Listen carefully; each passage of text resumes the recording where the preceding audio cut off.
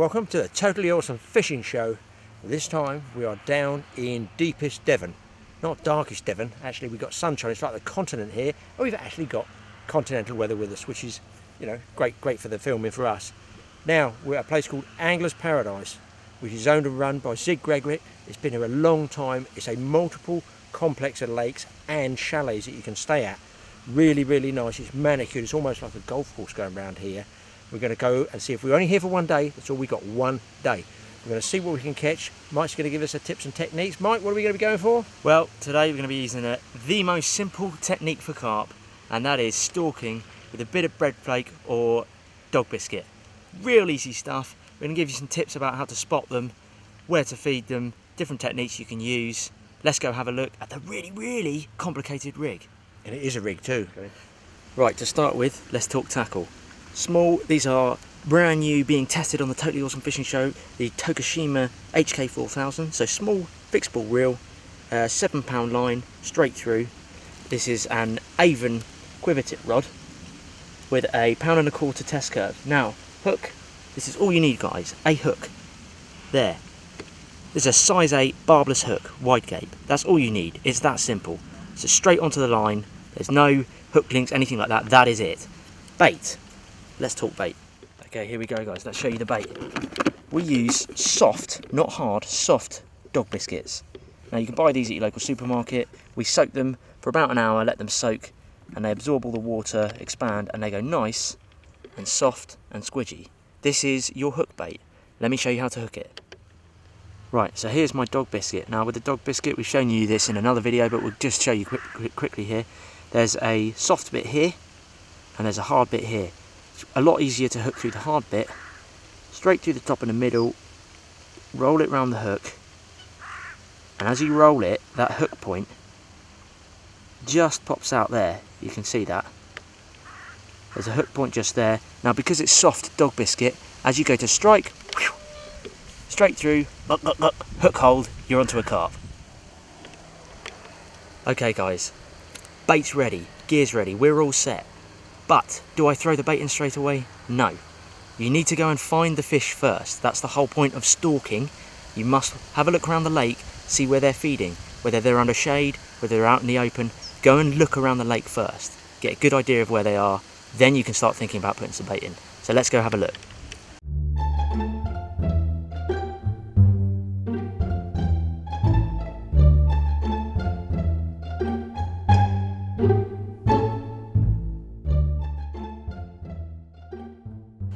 Okay, we're going to get in on this action now because I know there's fish in here. Zig's told me anyway. We're going to catch something. A pair of polarising glasses, a must, an absolute must. And to help shut the light down, a nice peak cap, put it over the top of the glasses, keeps that sun out. What it does, it keeps it dark like this. You know, if you're really spotting, you can be looking, if I'm looking for barbel, I am doing this all the time, and I come out with a blinding headache. All barbel fishermen know that throbbing headache after a day trying to strain through running water. But if you cup your eyes around and make a good shaded area, what happens is your pupil dilates more because it's darker and you therefore see more. So, hat, glasses. But what we're going to do is, talking about eyes, 2 eyes are better than 1. 4 eyes are even better. 4 eyes? Not being abusive here, am I?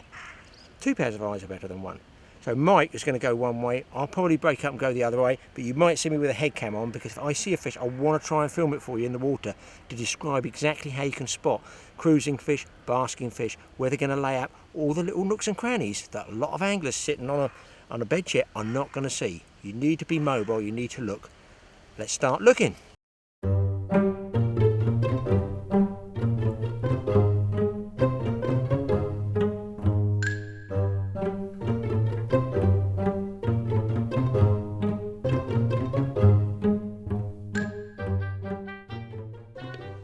Okay, now here is quite an unusual scenario that a lot of beginners and novices won't know about.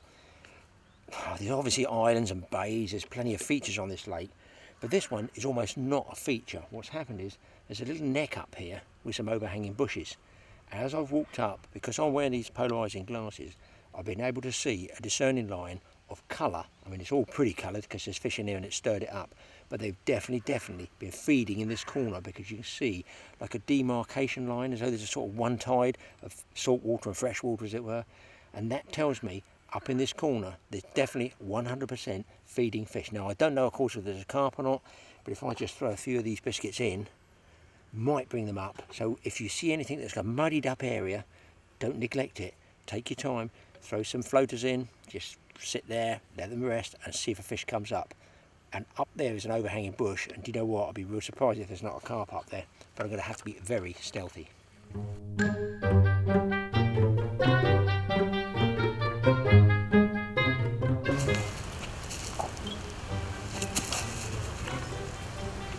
I just spooked one right underneath my feet, right there.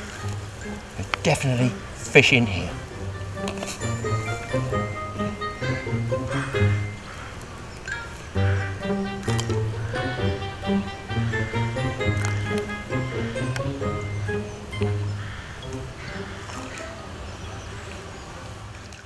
And often it's an indication that there are fish there. The first species to find them will be small fish, little fish that are nibbling away. Zig's place is a bit different. The first fish to find them are goldfish.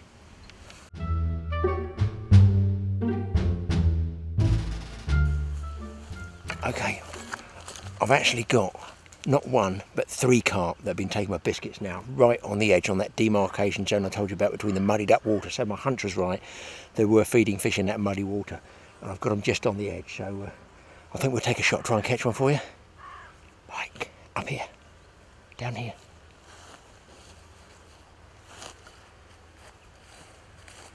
What have you seen?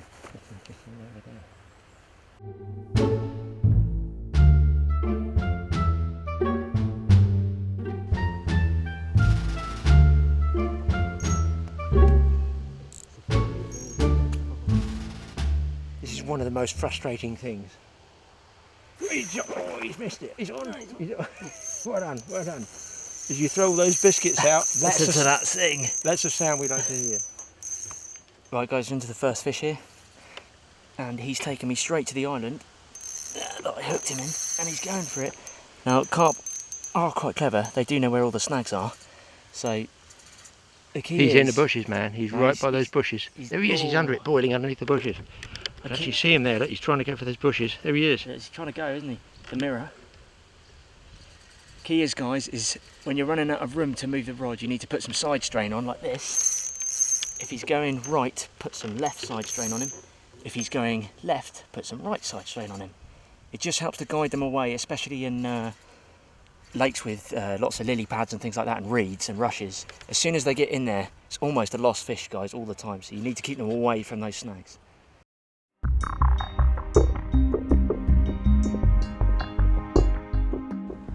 For close to medium range floater fishing, you certainly don't need a carp rod or long distance reel. Much of the action is close quarter combat fishing, where the carp nail that bait right in front of your eyes. It's visual, it's mobile, and it's certainly exciting. Small reels, line of 6 pounds and up, and a single hook. You get the maximum scrap from every fish, as they aren't dragging a big lead around. And don't think big carp won't take a floater. I know several people who have netted 30-pounders on floating baits. Fish in the net, guys. Success on the floating baits here at Angler's Paradise. My first time fishing here. Gotta say, guys, I'm enjoying it so far. That's a nice fish.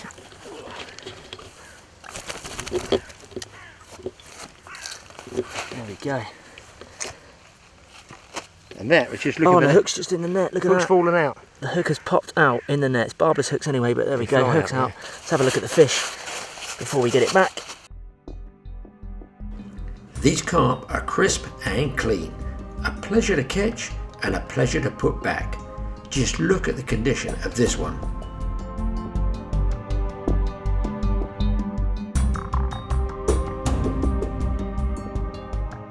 It's a nice mirror carp. Let's hope it behaves for the camera. There we go. Nice fish. Put up a really, really good fight. and you could hear that little Tokushima reel screaming away. But I'm going to get a still of this fish, and then I'm going to release it back and hopefully show you some more tips and techniques on stalking carp. Put it back. It's important to make sure that you recover the fish and get them back as quick as possible. Obviously we're peak summer, as Graeme says, continental conditions. It's hot. Fish don't last well out of her in hot conditions, so it's important to get your photo, get them back as quick as you can. This one looks like he's got loads of energy already, and it's gone.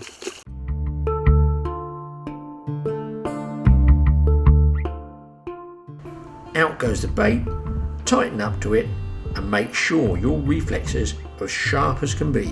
It all happens in a second.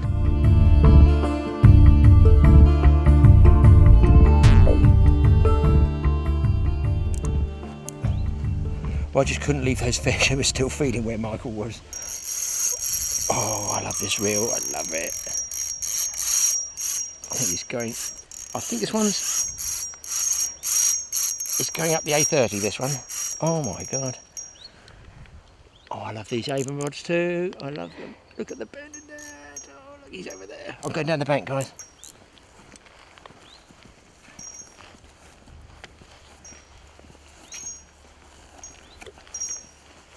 By going down the bank, I've got a better angle on the fish, but it's totally awesome, and it's Graeme Pullen, and I have to have some sort of disadvantage to make it worthwhile. The net.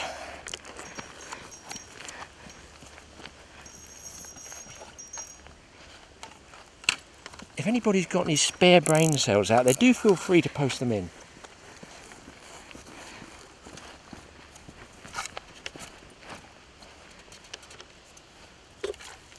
Come on. That's where that side strain I might have said earlier on that fish. Turn the fish over, roll it right over, pull it from the side. And I was taught this by a very famous bone fishing guide years ago, and this is not a small fish. Oh dear, take it seriously. Whichever way the fish is pulling, pull the opposite direction. You're wearing the muscles out on his side, otherwise he gets on one side. It's not bad fishing. I thought it was about 3 pounds, it's bigger. And we are using 1¼ pound Tesco of Avon rods. So unlike big old carp poles, these ones will bend. Always going for the margins. Do you know, I've a good job I'm not a betting man, because I would have put money on that being about 3 pounds, and it's definitely not. That first screaming run should have told me something. I'm going to have to get down there, going to have to get down and dirty. Get down and dirty. Oh, the hook's hanging there. Get in. It's at least as big as Michael's, and it's a different one. I'll tell you what, it's a cracker. It's a common. Man, I put that fish about 3 pounds, look at it. Sevens plus. Check this one on the map. Hey, does stalking work, guys? You tell me. And the hook's falling out like mine. There it is in the net. Look at that fish there. Look at the thickness of their back. Tapers down here, but all the muscle power drives right down to that tail fin. And that is the propeller at the back. The big old paddle. Oh yeah, I like that one. Oh, I do like that one. That's a beauty. Angler's Paradise. You can see where they get the name for that, can't you? I feel a still picture coming on.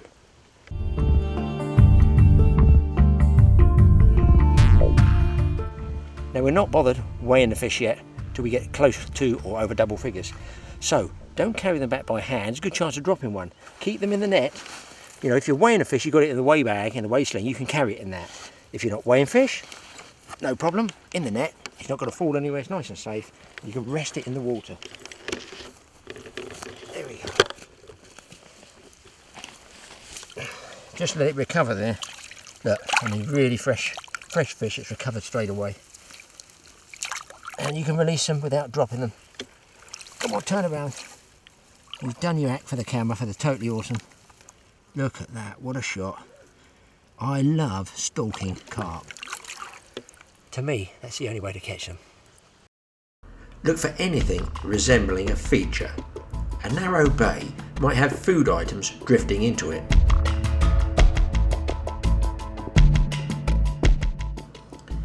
Around the edges of islands is always worth a look.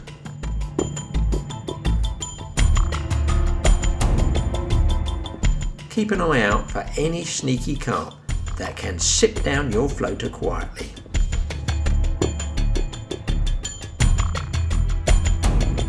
And don't be worried by the other small fish. They send signals out to any carp that there is some food around. That nibbling sends out vibrations on the surface, and if they suddenly stop that activity, expect a carp to be cruising around.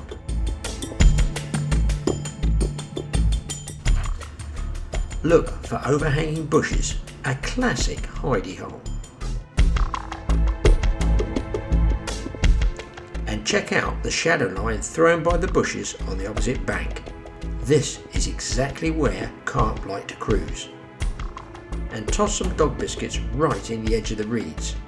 Carp love to dig around in here.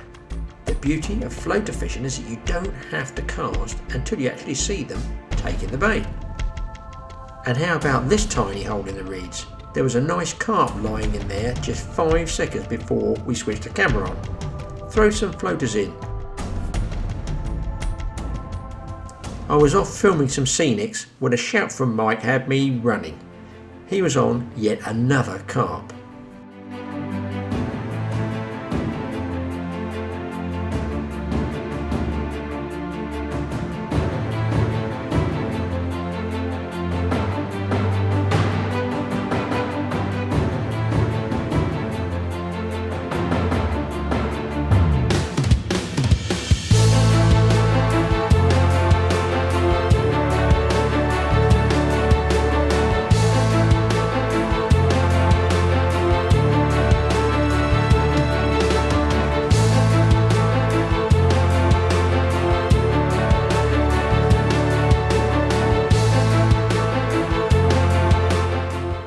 Here's another setup, an angler using a water-filled bubble float but hard dog biscuits. But for close-in fishing you do better to remove any float and just use a single hook. You can see even the small fish don't attack these hard floaters like they do our pre-soaked soft ones.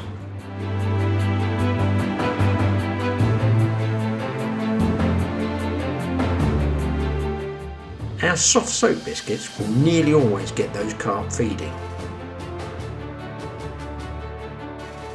Well, as you just saw that young angler there with the bubble float, he was using hard dog biscuits with an artificial dog biscuit as a hook bait.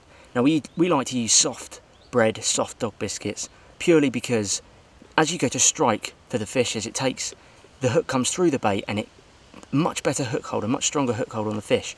Now, obviously when you're getting pestered by little fish all the time, they can pull that soft bait off the hook. So as an alternative, you can use these. Now these are artificial baits, all of them are artificial baits, you can get them anywhere nowadays. And this here is some artificial bread, just a bit of bread, rubber artificial bread. The benefit of using this, obviously, as you go to cast out, it's much easier to cast. You could probably cast it further than a bit of bread, but the main benefit is as you get all those pesky little fish eating your bait and taking it off the hook, it doesn't actually go anywhere with this. So the big carp comes along and he takes it, you've got a much better chance of keeping your bait out for longer. Well, also in these little packs that I've got here, you've got sweet corn, vast array of different colours of sweet corn, red corn there, yellow, all these sort of colours. Some are pop-ups, some are sinking. Again, on this side, got some dog biscuits here as well, which the young man was probably using over there. So a huge choice of nowadays of different artificial baits you can get. Definitely something to have in your tackle box. Right, well here we go, I've got a bit of artificial dog biscuit on here, and the important thing to notice with this is the hook point is clearly showing. The reason for that is, with our soft dog biscuits, you can bury the hook point about a bit and you can still pull through that bait. This is hard rubber, it's not going to be able to pull through that, so make sure your hook point is showing. Let's go test it out.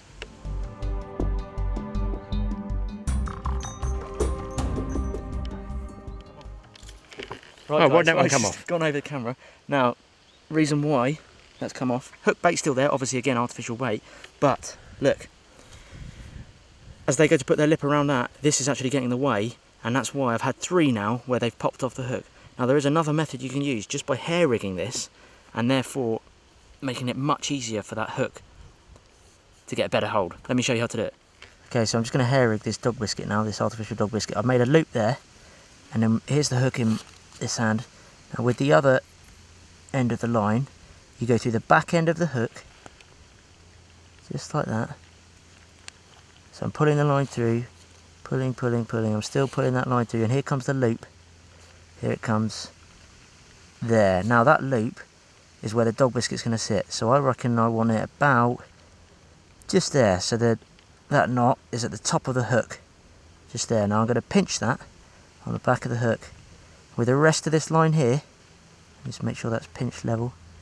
You wrap it around 1, 2, 3, 4, 5, 6, 7, 8. We'll go for 9.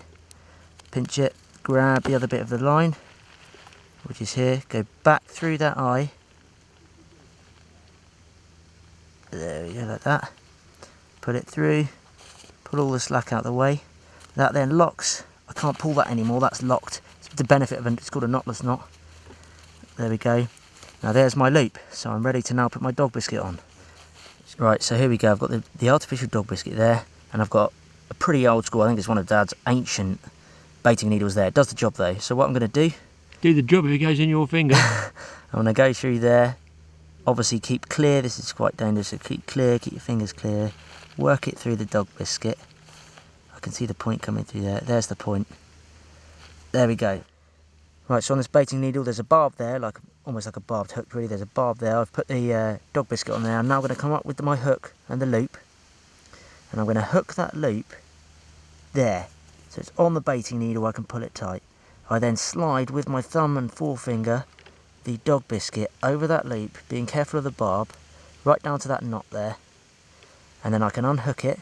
Now I've actually got quite a bit of room there, so I could actually I've made probably a bit too much of a big loop there, but I could put a small bit of corn, as you saw that artificial corn there, or maybe even room for another dog biscuit. But instead I'm just going to make this loose, and here I have just a little hair stop, piece of plastic hair stop that goes through the loop. This is the tricky bit. And I pull the loop down on that hair stop like that. And that is how you stop it. Now that's too far away from the hook there, but we're going to give it a go anyway. You need to make a smaller loop. But there we go. There's your hair rig. So the carp sucks that back. Hook is just free there. Much better hook hole. But we'll give it a go, see if it works. I should have made a smaller loop there, but it doesn't matter. Just wanted to show you how to tie the rig.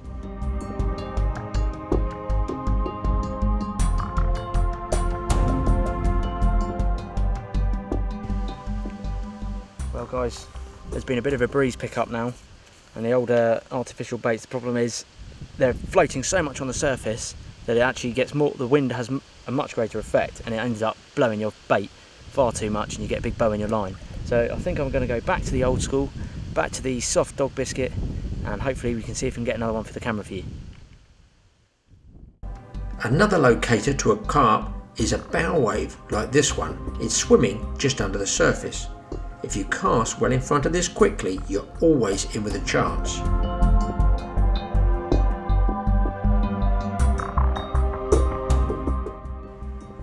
Or along the edge of any lily beds. They lie under them for shade. Right, well we've shown you about catching these carp and some of the spots you should be looking if you're going around stalking. But sometimes they go off dog biscuits. Not often though guys.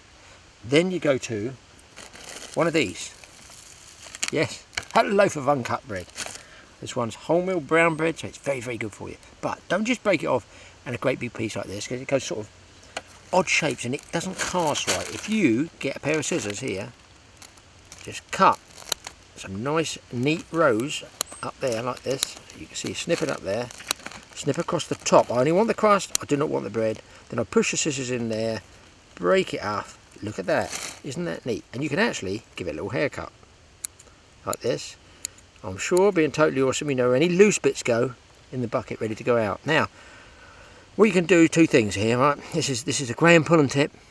If you cut them with scissors like this and then bait them up, what I do is I go through the soft part first. This is a bigger hook now, size 4 wide gate carp hook made by Partridge. Don't know if they still make them, but that's what I use. Slightly offset. through there, and I'm supporting that piece of crust. I don't want it split and breaking. I can roll it round, push it out, I turn it, and I just sort of bend it at an angle and just tap it back in enough to grip the crust. So the bend of the hook is in the crust, but the point, you can't see it, is just there. Now that will cast on its own, just as it is there now, or if you just dab it in the water, just give it a second or so dab, just like this, you know, just soak it once or twice, that will give you a lot of extra casting weight. Now listen guys, you need a soft Avon rod to do this.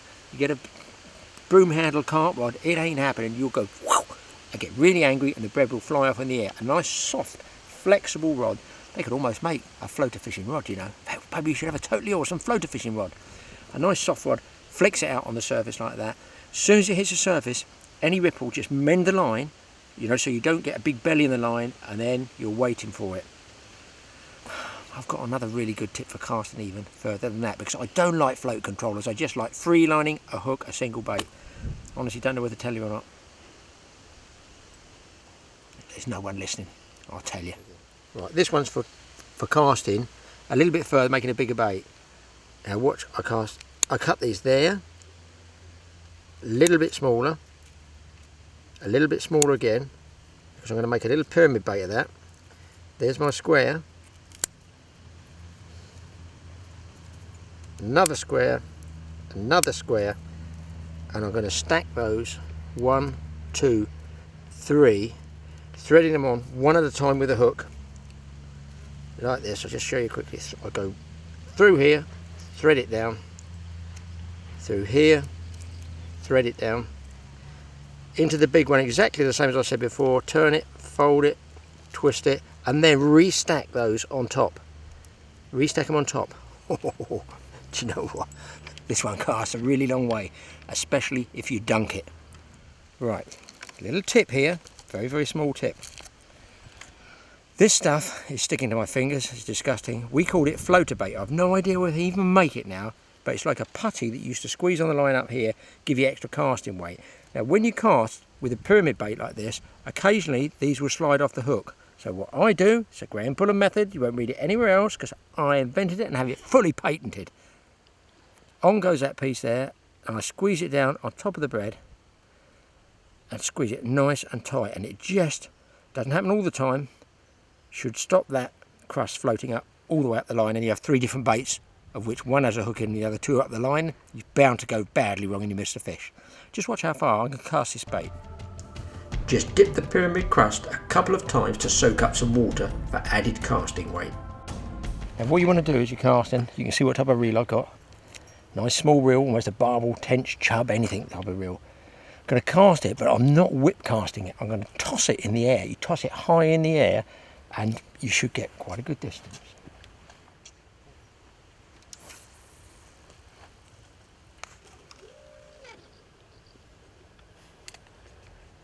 Now then, that has to be, guys, 35 or 40 yards. So that means you still don't have any float controllers on there, you have no weight on there, you just have a piece of bread, big chunk of bread.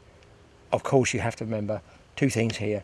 You're going to get more line on the surface of the water. If there's any ripple, it's going to get more drag on it, so you might have to constantly mend it.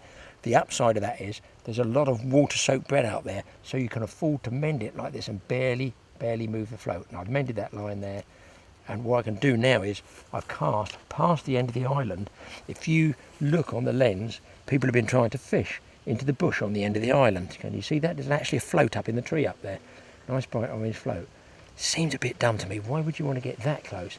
If you're going to cast at an island, don't cast at it, cast along the side of it, and that way if you overcast or undercast, you're not going to have any hassle.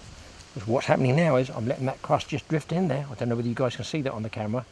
Now if you watch, because I've cast past there, there's been a carp moving close in by this island. Watch, I'm bringing that bow in the line gently, allowing the wind to drift the bait as well. Look how close I'm bringing that free line bait right in close, nice and slow, not disturbing anything. Now I'm virtually under a bush there. I'm not saying I'm going to get a carp immediately there. You might or might not, while I'm talking, get a take, but you can see how close I can put that. 1 foot from the bush, right in the honeypot area. There's absolutely no way I could cast in there under normal conditions.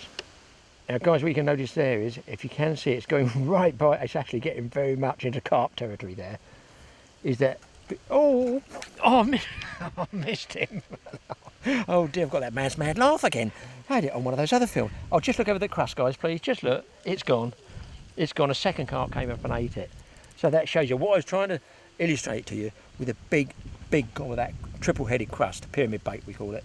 The little ones can nibble away at it, nibble away all the time, and they break bits off. Now, what I think is all that is activity. It's drawing all the carp in. They'll see those little ones. So if you've got lots of little ones nibbling around the bread, and big one comes up, the little ones suddenly disperse. It goes quiet.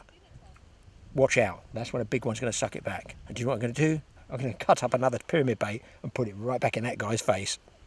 Here comes a carp. Here comes a carp from the left. Carp's coming up on the left. Goldfish are there. I can see the carp under the bush. Oh no, no, no. What's got him? The laughs come back. It's a disease. It must be curable. Somebody... Jesus Christ. That's cured me all right. Oh, it's a nice fish. Second piece of pyramid crust. First piece, I just tried to show you guys how to put a pyramid crust on. Missed the fish. Second time, I get it.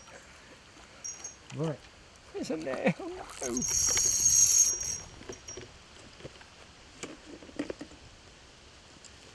Tell you what, even though we're filming, we are having a ball catching fish here at Angler's Paradise.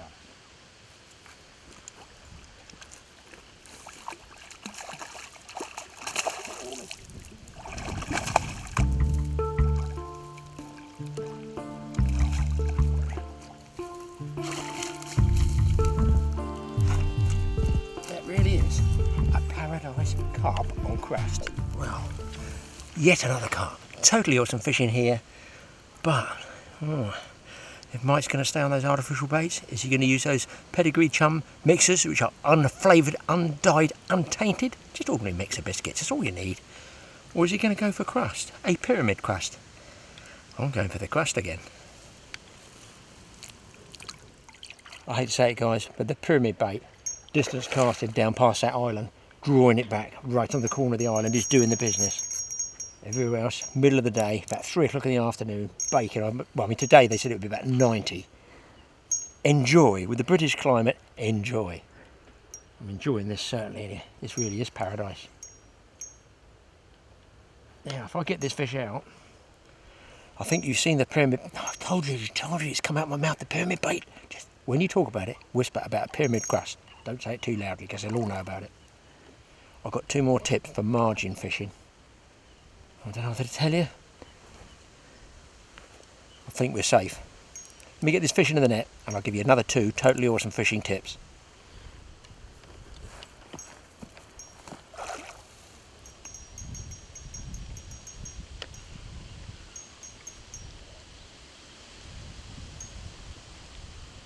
This one is a real string puller. He is stretching the string, as we say. Quite like these reels actually. Ooh, that was close.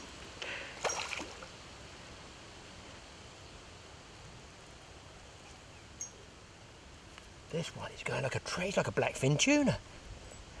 What's Zig? I know Zig's caught tuna. He hasn't stocked any here, is he? I reckon he's popped a few in just for the anglers, just to perk it up a little bit. I reckon you've put bonito in here, Zig. That's what this is, a skipjack tuna. Bonito, blackfin tuna. It's not right, it's biting too much. Get yourself an Avon rod, guys. A light 4000 size reel and enjoy. Here he comes. Oh. About 7 or 8 pounds. Right, 2 more tips I promised you. You shall get them. Well, I've gone over to the dark side on the bread now, the bread crust, and you can tell by the bend in that rod that we've got another carp on here. Now here's a tip: if you look at how I'm holding this rod at the moment, I've got it tucked. Sometimes you see people with it tucked under their elbow and they're leaning back like this, and they've got no pulling power at all because it's all tucked under your elbow. Put the rod in line with your forearm here, So your forearm is in line with that, and then you've got much more of an angle to pull that fish. You can play it at different angles, and look, I'm not bending my back, doing my back in. Okay, it's nice and controlled, everything's comfortable. If you want to support, you can use your other hand up here and just guide the rod round here. Okay, if this arm's getting tired, you can use that as a guide. Just a little tip for you there when fighting some of these fish.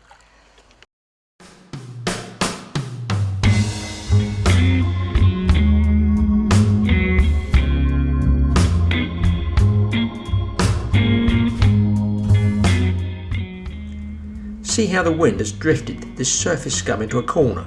That's an ideal spot for floater fishing, as they often cruise underneath. Or this shadow line on the island, that's a great spot. Another tip, guys, is obviously I'm going in the margins now. We've just thrown some dog biscuits in the margin. I've got a bit of bread crust as hook bait.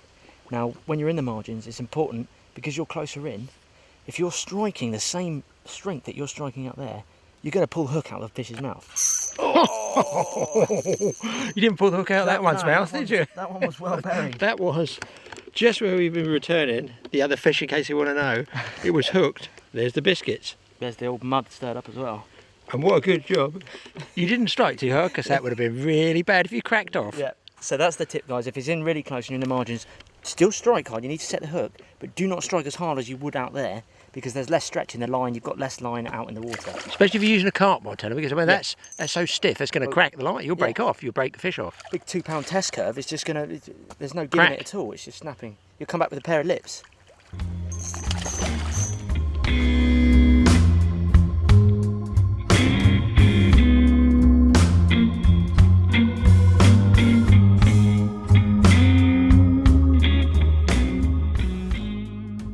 Yet another totally awesome tip is using something I don't think anybody else has invented except me.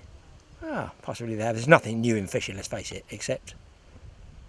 Ugh, it's horrible. What is it? What in God's name is he using now, that idiot? That is a piece of aquarium weed, because a lot of time carp won't take out in the open. They like to take right on the edge of weed beds or rubbish. Now this is especially good in the autumn, when the leaves are on the surface, because what you can do with that, you can use it as a green if you want, or you can spray paint that brown like a leaf, 2 different colours of brown, and you can even get bits of plastic, cut them the shape of a leaf, or, wait for this, why not cut them in the shape of a lily pad? Yes, a little small lily pad, little slot in it, drill a couple of holes in it, you thread it in and out there twice. I go through there twice, out the hole twice, 2 or 3 times, so it's pinched and locked on there, and then your piece of crust, and it all sits lovely and snugly on the surface, and the carp feel more confident. Another tip from Totally Awesome, but does it work? Of course it doesn't work. I've only been using it for 35 years.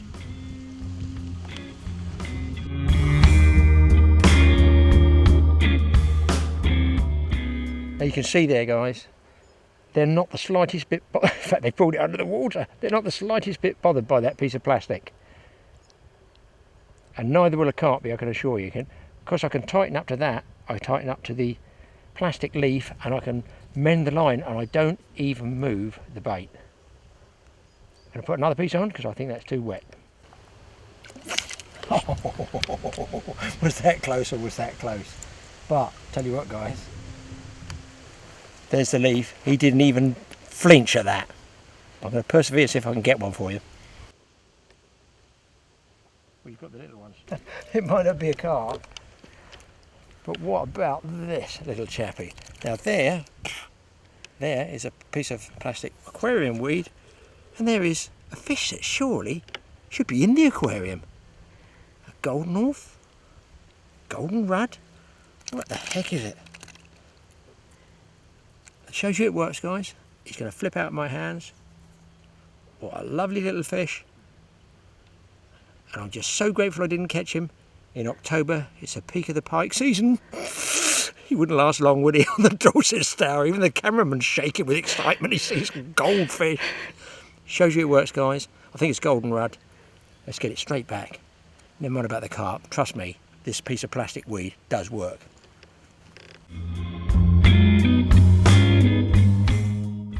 We moved to another lake and immediately spotted this black shaped fish. But what was it? And then this ghostly shape came into view. There were loads of them. It's a bit coloured, but I've got a few biscuits floating out there, and I've got just the most expensive fish I've probably ever hooked, short of a big blue marlin. The colours, if I get it, are just outrageous. And if I get it, I need to get the net.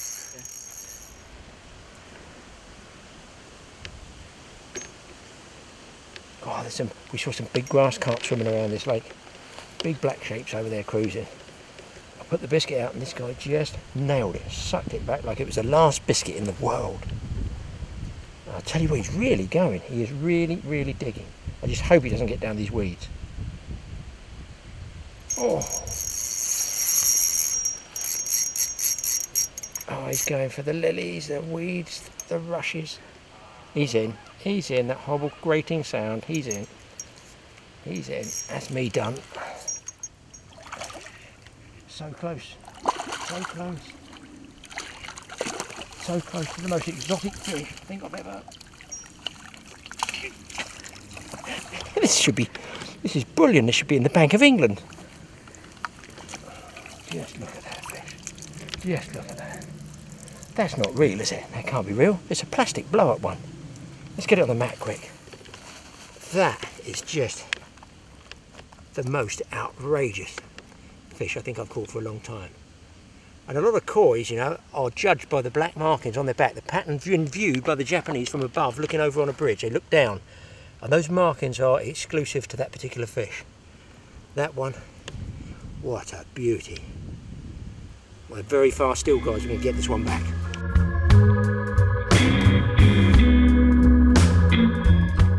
Feast your eyes on it one last time. Magnificent. Oh, has he gone? There's some strength in that. That shows you a totally awesome fishing tips, techniques, and man, what a session. Because we've got to go home in a minute, unfortunately. Oh, the sun's still up though. Maybe not. I'm into my first orf, guys, and they do put up a good fight. You saw Dad's one, the orange one, put up a really good fight. And this one's just a single dog biscuit. I didn't even have any dog biscuits out there, to be honest. I just threw a single dog biscuit out, and he absolutely beelined for it. In the net, come on. It's in. Onto the mat. So, what we thought was an orf is actually a koi. Lovely marked fish though. And my first ever koi carp. Behave. But they seem to be getting on the bite a bit more now. Temperature's cooling, it's around about 4 o'clock in the afternoon. So, get those dog biscuits out, guys. Okay guys, I just got that koi carp. I'm going to move around the lake now. We can see we've thrown a couple of dog biscuits up here. When you're walking around the lake, try and keep to the outside edge of the path. Don't keep too close. You need to keep trees in front of you. Any bits of trees or overgrowth, keep in front of you. Let's go have a look.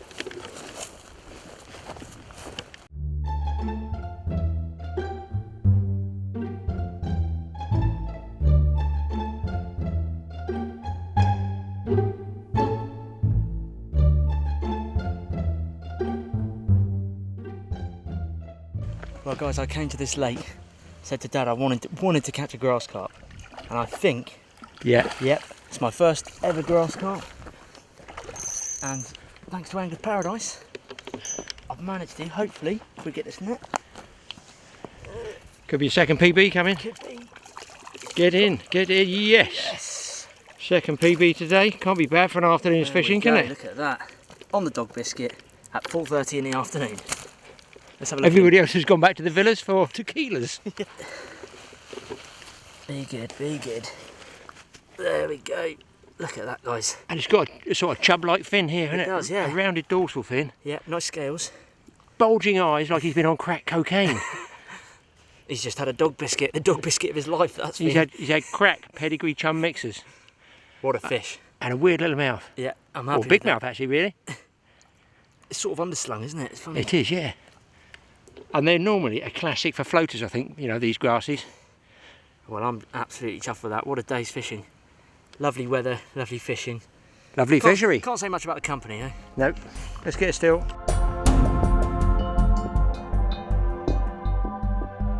Get this one back. Got lots of energy, this one. Is he going to swim off? There Yeah, he he's goes. gone. Well, 4:30. Are we going to go home yet? Should we go home yet? I'm getting pretty hungry, I must admit, but the answer's No. After our success with those oriental species, we soon had the carp feeding in the previous lake. Just watch how sneakily they can sneak those dog biscuits down. Throw in about 6 to a dozen at a time, but always remember which one is yours with a hook in it, and here comes the perfect customer, taking 3 in a row. Well, we're into a double hookup here, guys. Dad's actually just here, off the camera. I've just here, we got 2 on at once. Yeah. This is what you call, read the t-shirts and weep, totally awesome back-to-back carp fishing. Light rods, piece of bread. Avons, What more could you want? and these we are really impressed with our experimental brand new reels. Very impressed. We had done over 100 pounds of fish already.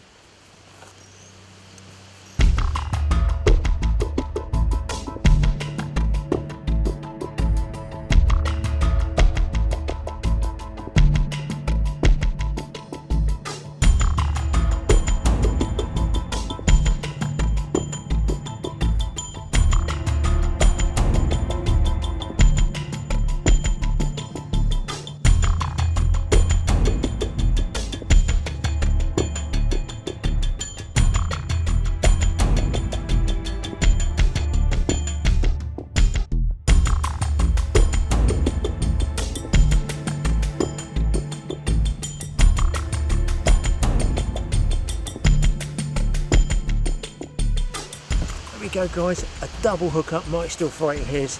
Let's hope he gets it. Let's hope it's smaller than my one.